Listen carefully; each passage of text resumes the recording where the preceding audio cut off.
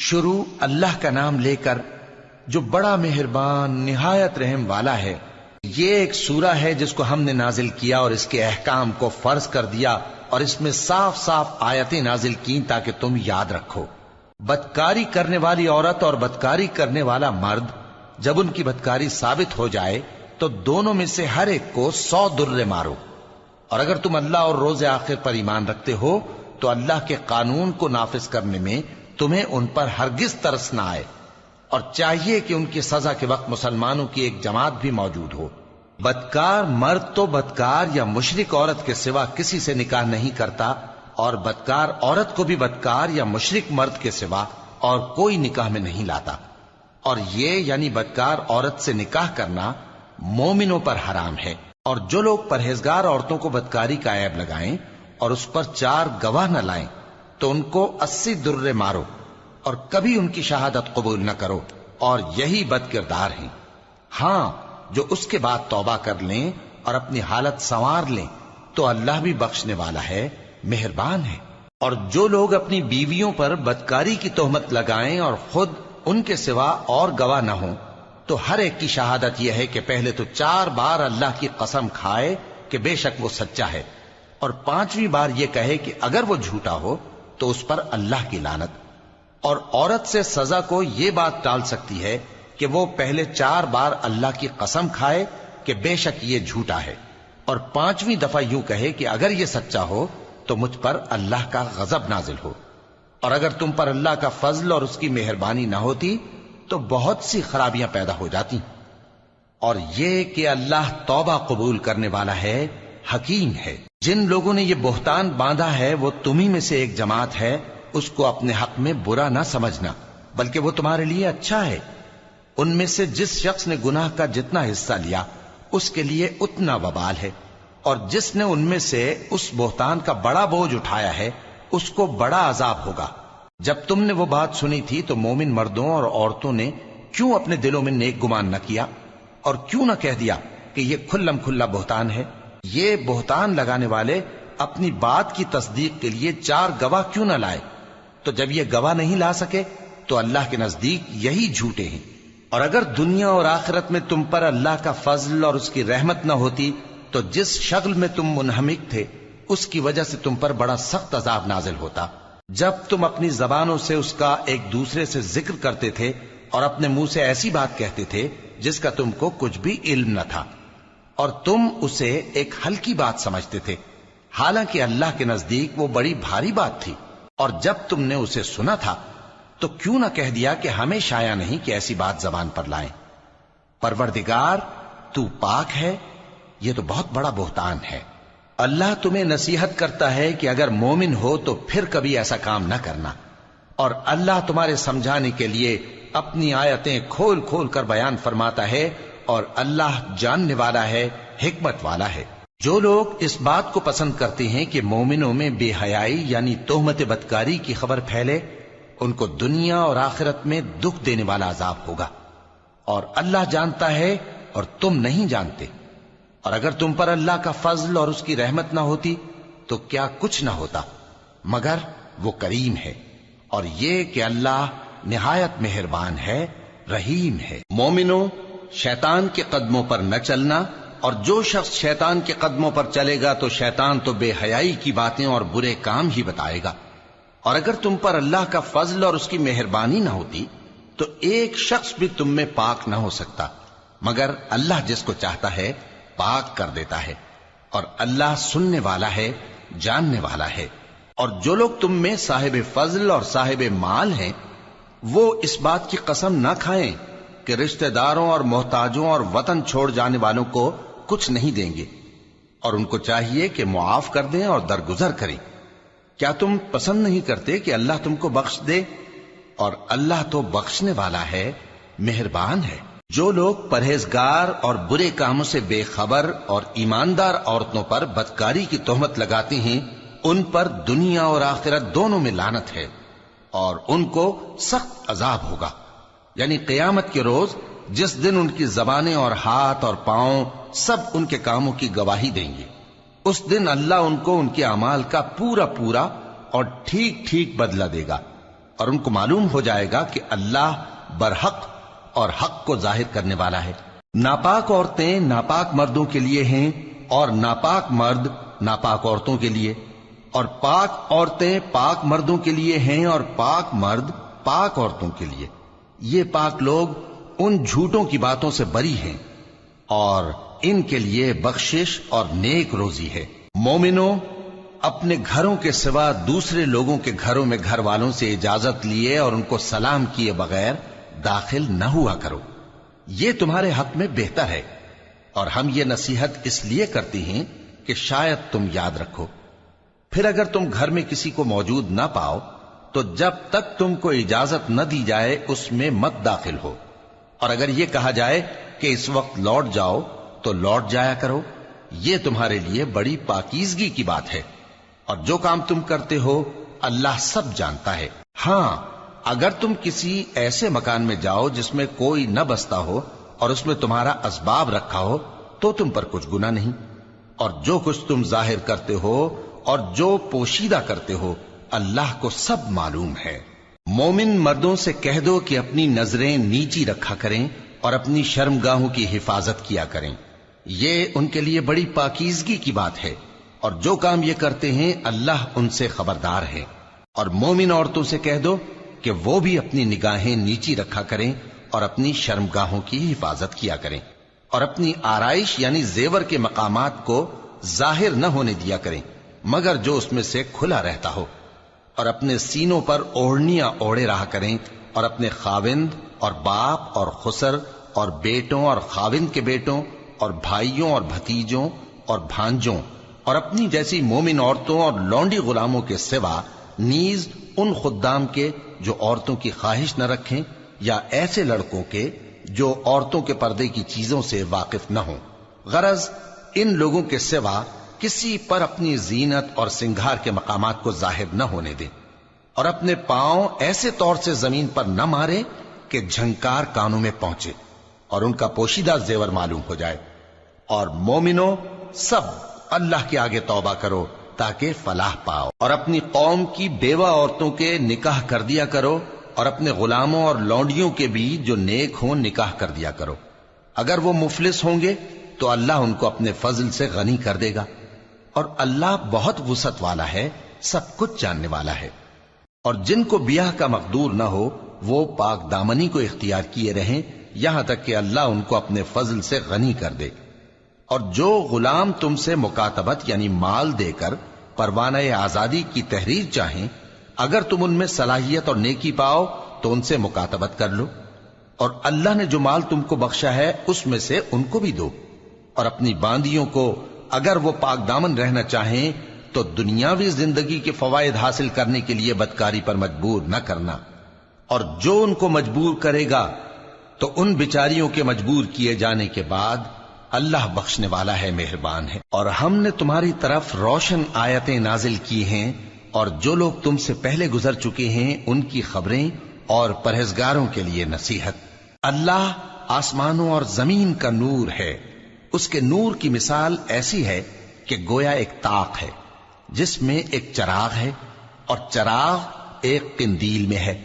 اور قندیل ایسی صاف شفاف ہے کہ گویا موتی کا سا چمکتا ہوا تارا ہے۔ اس میں ایک مبارک درخت کا تیل جلایا جاتا ہے یعنی زیتون کا،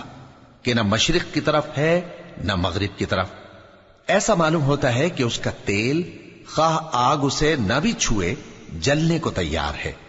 بڑی روشنی پر روشنی ہو رہی ہے۔ اللہ اپنے نور سے جس کو چاہتا ہے سیدھی راہ دکھاتا ہے، اور اللہ جو مثالیں بیان فرماتا ہے تو لوگوں کے سمجھانے کے لیے، اور اللہ ہر چیز سے واقف ہے۔ وہ قندیل ان گھروں میں ہے جن کے بارے میں اللہ نے ارشاد فرمایا ہے کہ بلند کیے جائیں اور وہاں اللہ کے نام کا ذکر کیا جائے، اور ان میں صبح و شام اس کی تسبیح کرتے ہیں۔ ایسے لوگ جن کو اللہ کے ذکر اور نماز پڑھنے اور زکوٰۃ دینے سے نہ سوداگری غافل کرتی ہے نہ خرید و فروخت، وہ اس دن سے جب دل خوف اور گھبراہٹ کے سبب الٹ جائیں گے اور آنکھیں اوپر چڑھ جائیں گی ڈرتے ہیں، تاکہ اللہ ان کو ان کے اعمال کا بہت اچھا بدلہ دے اور اپنے فضل سے زیادہ بھی عطا فرمائے۔ اور اللہ جس کو چاہتا ہے بے حساب رزق دیتا ہے۔ اور جن لوگوں نے کفر کیا ان کے اعمال کی مثال ایسی ہے جیسے میدان میں ریت کہ پیاسا اسے پانی سمجھے، یہاں تک کہ جب اس کے پاس آئے تو اسے کچھ بھی نہ پائے اور اللہ ہی کو اپنے پاس دیکھے تو وہ اسے اس کا حساب پورا پورا چکا دے، اور اللہ جلد حساب کرنے والا ہے۔ یا ان کے اعمال کی مثال ایسی ہے جیسے گہرے سمندر میں اندھیرے جس پر لہر چڑھی چلی آتی ہو اور اس کے اوپر اور لہر آ رہی ہو اور اس کے اوپر بادل ہو، غرض اندھیرے ہی اندھیرے ہوں، ایک پر ایک چھایا ہوا، جب اپنا ہاتھ نکالے تو کچھ نہ دیکھ سکے، اور جس کو اللہ روشنی نہ دے اس کو کہیں بھی روشنی نہیں مل سکتی۔ کیا تم نے نہیں دیکھا کہ جو لوگ آسمانوں اور زمین میں ہیں اللہ کی تسبیح کرتے رہتے ہیں، اور پر پھیلائے ہوئے پرندے بھی، اور سب اپنی نماز اور تسبیح کے طریقے سے واقف ہیں، اور جو کچھ وہ کرتے ہیں سب اللہ کو معلوم ہے، اور آسمان اور زمین کی بادشاہی اللہ ہی کے لیے ہے اور اللہ ہی کی طرف لوٹ کر جانا ہے۔ کیا تم نے نہیں دیکھا کہ اللہ ہی بادلوں کو چلاتا ہے، پھر ان کو آپس میں ملا دیتا ہے، پھر ان کو تہ بتہ کر دیتا ہے، پھر تم دیکھتے ہو کہ بادل سے مے نکل کر برس رہا ہے، اور آسمان میں جو اولوں کے پہاڑ ہیں ان سے اولے نازل کرتا ہے، تو جس پر چاہتا ہے اس کو برسا دیتا ہے اور جس سے چاہتا ہے ہٹا رکھتا ہے، اور بادل میں جو بجلی ہوتی ہے اس کی چمک آنکھوں کو خیرہ کر کے بینائی کو اچ کے لیے جاتی ہے۔ اللہ ہی رات اور دن کو بدلتا رہتا ہے، اہل بصارت کے لیے اس میں بڑی عبرت ہے۔ اور اللہ ہی نے ہر چلنے پھرنے والے جاندار کو پانی سے پیدا کیا، تو ان میں سے بعض ایسے ہیں کہ پیٹ کے بل چلتے ہیں، اور بعض ایسے ہیں جو 2 پاؤں پر چلتے ہیں، اور بعض ایسے ہیں جو 4 پاؤں پر چلتے ہیں۔ اللہ جو چاہتا ہے پیدا کرتا ہے، بے شک اللہ ہر چیز پر قادر ہے۔ ہم ہی نے روشن آیتیں نازل کی ہیں، اور اللہ جس کو چاہتا ہے سیدھے راستے کی طرف ہدایت کرتا ہے۔ اور بعض لوگ کہتے ہیں کہ ہم اللہ پر اور رسول پر ایمان لائے اور ان کا حکم مان لیا، پھر اس کے بعد ان میں سے ایک فریق پھر جاتا ہے، اور یہ لوگ صاحب ایمان ہی نہیں ہیں، اور جب ان کو اللہ اور اس کے رسول کی طرف بلایا جاتا ہے تاکہ پیغمبر ان کا قضیہ چکا دیں تو ان میں سے ایک فریق منہ پھیر لیتا ہے، اور اگر ان کو حق ملتا ہو تو اس کی طرف قبول کر کے چلے آتے ہیں۔ کیا ان کے دلوں میں بیماری ہے یا یہ شک میں ہیں، یا ان کو یہ خوف ہے کہ اللہ اور اس کا رسول ان پر ظلم کریں گے؟ نہیں، بلکہ یہ خود ہی ظالم ہے۔ مومنوں کی تو یہ بات ہے کہ جب اللہ اور اس کے رسول کی طرف بلائے جائیں تاکہ وہ ان میں فیصلہ کریں تو کہیں کہ ہم نے حکم سن لیا اور مان لیا، اور یہی لوگ فلاح پانے والے ہیں۔ اور جو شخص اللہ اور اس کے رسول کی فرما برداری کرے گا اور اس سے ڈرے گا اور اس کا تقوی اختیار کرے گا تو ایسے ہی لوگ مراد کو پہنچنے والے ہیں۔ اور یہ اللہ کی سخت سخت قسمیں کھاتے ہیں کہ اگر تم ان کو حکم دو تو سب گھروں سے نکل کھڑے ہوں۔ کہہ دو کہ قسمیں مت کھاؤ، پسندیدہ فرما برداری درکار ہے، بے شک اللہ تمہارے سب اعمال سے خبردار ہے۔ کہہ دو کہ اللہ کی فرما برداری کرو اور رسول کے حکم پر چلو، اگر منہ موڑو گے تو رسول پر اس چیز کا ادا کرنا ہے جو ان کے ذمے ہے، اور تم پر اس چیز کا ادا کرنا ہے جو تمہارے ذمے ہے، اور اگر تم ان کے فرمان پر چلو گے تو سیدھا رستہ پالو گے، اور رسول کے ذمے تو صاف صاف پہنچا دینا ہے۔ جو لوگ تم میں سے ایمان لائے اور نیک کام کرتے رہے ان سے اللہ کا وعدہ ہے کہ ان کو ملک کا حاکم بنا دے گا، جیسا ان سے پہلے لوگوں کو حاکم بنایا تھا، اور ان کے دین کو جسے اس نے ان کے لیے پسند کیا ہے مستحکم و پائیدار کرے گا، اور خوف کے بعد ان کو امن بخشے گا۔ وہ میری عبادت کریں گے اور میرے ساتھ کسی چیز کو شریک نہ بنائیں گے، اور جو اس کے بعد کفر کرے تو ایسے ہی لوگ بد کردار ہیں۔ اور نماز پڑھتے رہو اور زکوٰۃ دیتے رہو اور پیغمبر کے فرمان پر چلتے رہو تاکہ تم پر رحمت کی جائے، اور ایسا خیال نہ کرنا کہ کافر لوگ ہم کو زمین میں مغلوب کر دیں گے، ان کا ٹھکانہ دوزخ ہے اور وہ بہت برا ٹھکانہ ہے۔ مومنوں، تمہارے باندی غلام اور جو بچے تم میں سے بلوغ کو نہیں پہنچے 3 دفعہ یعنی 3 اوقات میں تم سے اجازت لیا کریں، ایک تو نماز فجر سے پہلے، اور دوسرے گرمی کی دوپہر کو جب تم کپڑے اتار دیتے ہو، اور تیسرے عشاء کی نماز کے بعد۔ یہ 3 وقت تمہارے پردے کے ہیں، ان کے آگے پیچھے یعنی دوسرے وقتوں میں نہ تم پر کچھ گناہ ہے اور نہ ان پر کہ کام کاج کے لیے ایک دوسرے کے پاس آتے رہتے ہو۔ اس طرح اللہ اپنی آیتیں کھول کھول کر بیان فرماتا ہے، اور اللہ بڑا علم والا ہے، بڑا حکمت والا ہے۔ اور جب تمہارے لڑکے بالغ ہو جائیں تو ان کو بھی اسی طرح اجازت لینی چاہیے جس طرح ان سے اگلے یعنی بڑے آدمی اجازت حاصل کرتے رہے ہیں۔ اس طرح اللہ تم سے اپنی آیتیں کھول کھول کر بیان فرماتا ہے، اور اللہ جاننے والا ہے، حکمت والا ہے۔ اور بڑی عمر کی عورتیں جن کو نکاح کی توقع نہیں رہی اور وہ زائد کپڑے اتار کر سر ننگا کر لیا کریں تو ان پر کچھ گناہ نہیں، بشرطے کہ اپنی زینت کی چیزیں نہ ظاہر کریں، اور اگر اس سے بھی بچیں تو یہ ان کے حق میں بہتر ہے، اور اللہ سنتا ہے، جانتا ہے۔ نہ تو اندھے پر کچھ گناہ ہے، اور نہ لنگڑے پر، اور نہ بیمار پر، اور نہ خود تم پر کہ اپنے گھروں سے کھانا کھاؤ، یا اپنے باپ دادا کے گھروں سے، یا اپنی ماؤں کے گھروں سے، یا بھائیوں کے گھروں سے، یا اپنی بہنوں کے گھروں سے، یا اپنے چچاؤں کے گھروں سے، یا اپنی پھوپھیوں کے گھروں سے، یا اپنے ماموؤں کے گھروں سے، یا اپنی خالاؤں کے گھروں سے، یا اس گھر سے جس کی کنجیاں تمہارے ہاتھ میں ہوں، یا اپنے دوستوں کے گھروں سے۔ اور اس کا بھی تم پر کچھ گناہ نہیں کہ سب مل کر کھانا کھاؤ یا جدا جدا۔ پھر جب گھروں میں جایا کرو تو اپنے گھر والوں کو سلام کیا کرو، یہ اللہ کی طرف سے مبارک اور پاکیزہ تحفہ ہے۔ اس طرح اللہ اپنی آیتیں کھول کھول کر بیان فرماتا ہے تاکہ تم سمجھو۔ مومن تو وہ ہیں جو اللہ پر اور اس کے رسول پر ایمان لائے، اور جب کبھی ایسے کام کے لیے جو جمع ہو کر کرنے کا ہو پیغمبر کے پاس جمع ہوں تو ان سے اجازت لیے بغیر چلے نہیں جاتے۔ اے پیغمبر، جو لوگ تم سے اجازت حاصل کرتے ہیں وہی اللہ پر اور اس کے رسول پر ایمان رکھتے ہیں، سو جب یہ لوگ تم سے کسی کام کے لیے اجازت مانگا کریں تو ان میں سے جسے چاہا کرو اجازت دے دیا کرو، اور ان کے لیے اللہ سے بخشش مانگا کرو، کچھ شک نہیں کہ اللہ بخشنے والا ہے، مہربان ہے۔ مومنو، پیغمبر کے پکارنے کو ایسا خیال نہ کرنا جیسا تم آپس میں ایک دوسرے کو پکارتے ہو، بے شک اللہ کو وہ لوگ معلوم ہیں جو تم میں سے آنکھ بچا کر کھسک جاتے ہیں۔ تو جو لوگ ان کے حکم کی مخالفت کرتے ہیں ان کو ڈرنا چاہیے کہ ایسا نہ ہو کہ ان پر کوئی آفت پڑ جائے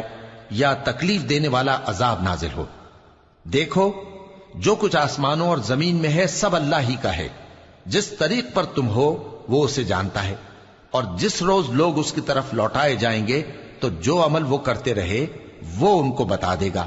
اور اللہ ہر چیز سے واقف ہے۔